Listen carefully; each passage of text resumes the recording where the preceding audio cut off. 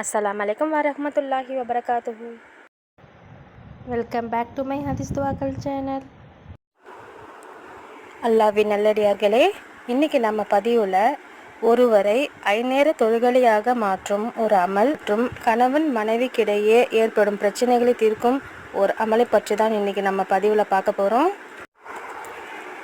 இந்த அமலை கணவன் மனைவிக்கோ மனைவி கணவனுக்கோ அல்லது வீட்டில் உள்ள சகோதரர்கள் பிள்ளைகள் என பொதுவாக நம்ம யார் நினைக்கிறோமோ அவங்களுக்காக இந்த அமலை நாம் செய்து கொள்ளலாம். நான் 2 அமலை சொல்கிறேன். முதலாவதாக, இந்த அமலை செய்வதற்கு முன்னாடி 2 ரகாத் நஃபிலான தொழுகையை தொழுது கொள்ளுங்க.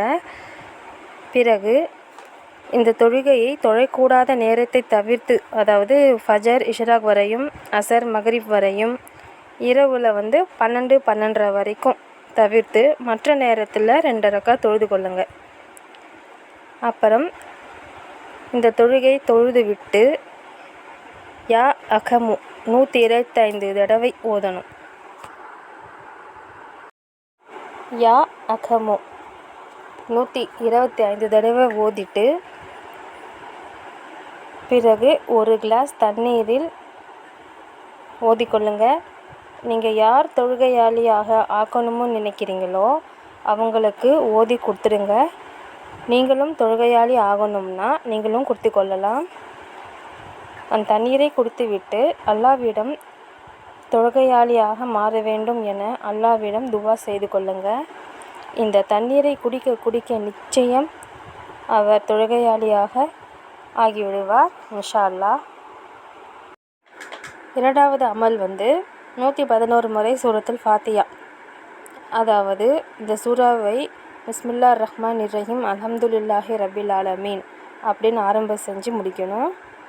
111 முறை ஓதி தண்ணீரில் ஊதி கொடுத்தீங்கன்னா உங்கள் கணவருடைய மனது இலகுவாகிவிடும், அன்பு அதிகரிக்கும், அவர் தொழுகையாளியாக மாறிடுவார் நிச்சயம் இன்ஷா அல்லாஹ். இதில் நான் 2 அமல் சொல்லியிருக்கேன். ஒன்று பொதுவாக யாருக்கு வேணாலும் நம்ம செஞ்சுக்கலாம். இரண்டாவது அமலும் உங்கள் கணவருக்காகவும் நீங்கள் செய்து கொள்ளலாம். இல்லை 2மே சேர்த்து செய்யனாலும் செய்யலாம். அதில் உங்கள் விருப்பம். 2ம் பலன் தரக்கூடியது தான்.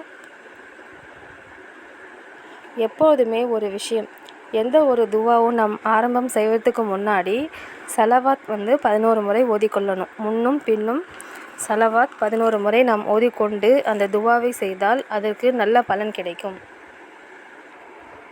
இன்ஷா அல்லாஹ். கண்டிப்பாக இந்த அமல்களை செய்யுங்க. பின்னர் உங்கள் வீட்டில் எல்லோரும் தொழுகையாளியாக ஆகிவிட்டால் குடும்பத்தில் சகல கஷ்டங்களும் நீங்கி கணவன் மனைவிக்கிடையே நல்ல அன்புகள் ஏற்படும்.